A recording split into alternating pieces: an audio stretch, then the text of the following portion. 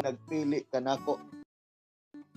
Ako ang nagpili og nagtudlo kaninyo aron kamo manlakaw og mamunga og bunga nga mulungtad.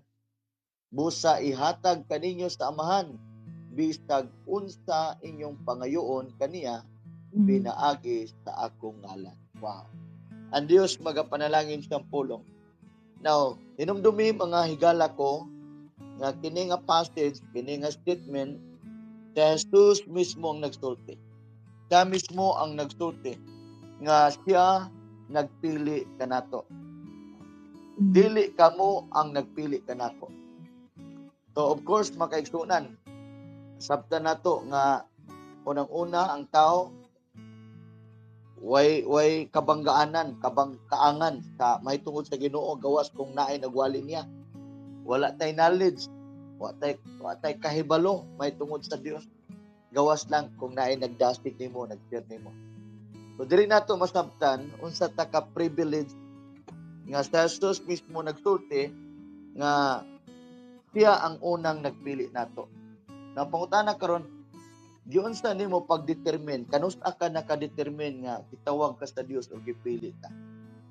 Makaigsunan nganong dunay mga pagwali. Nganong dunay sama ani.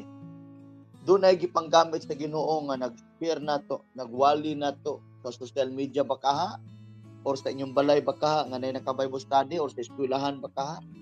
Kabalo baka nga mao nay dakong indikasyon nga gitawag ka sa Ginoo. Gipili ka niya. Dili jud na sa lagma, dili na aksidente nga nakadungog ka siyang mensahe. Unsa nga mensahe? Kanang mensahe sa paghinulsol.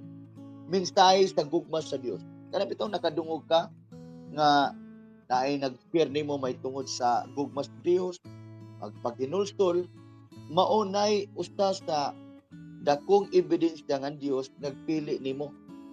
So dili jud na sa lagma nga nakadungog ka og word of God. Daghang testimony sa social media nga tama to sa kababay taga Cagayan nga nagipadamgo siya, nagsugod sa damgo.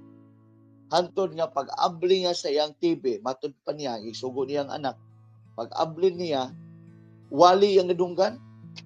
Pag wali dito sa TV, makaigsunan, mitukma sa iyang damgo o nag-bear witness yung spirit nga kato nga minsay nadunggan maotoy minsay gikan sa Dios nga gipili siya o gitawag sa grabing hilak niya na apel gud yang bana hilak kuno sila timo pamilya og mao pud nay testimony ni Dolphy Quezon Jr. kung nakadungog ka sa YouTube dito sa Espresuhan nga sa diya nga pag-abli niya sa TV niya dito man migawas si Brother Eddie nagwali ug samtang naminaw siya ya adik grabe siya ka-addict yun kay injection na mga gamit kadang naminaw siya grabe ang yang gibati ang spirit nga naan niya ang spirito nga di mayo nag-react niya siyempre ang word of God nga nanunggan niya mo'y naghinay-hinay hatag talinaw siya kasigtason nag-abli siyang sa labutan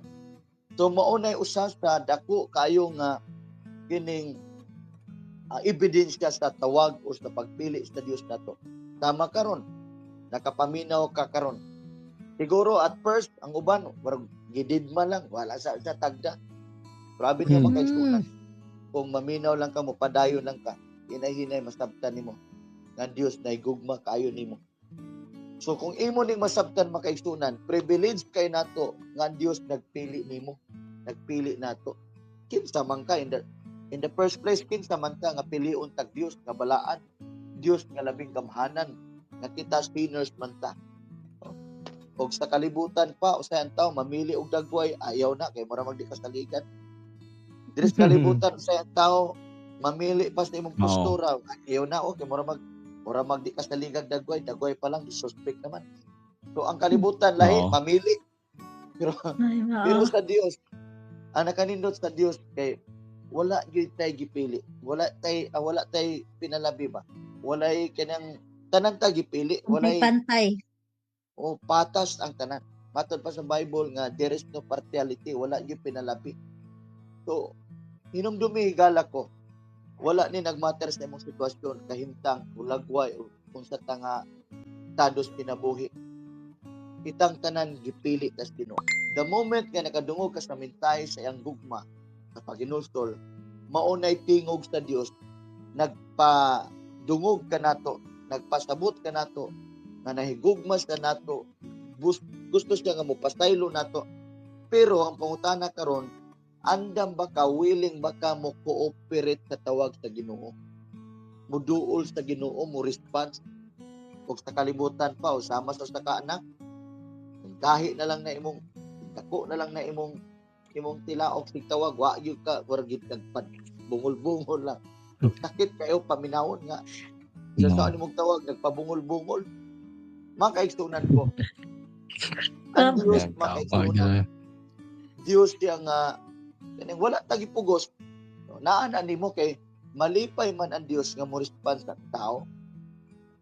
Gani karon lang before ta nagsugod ani, na ako'y kaistorya through sa social media nga share sa siyang testimony.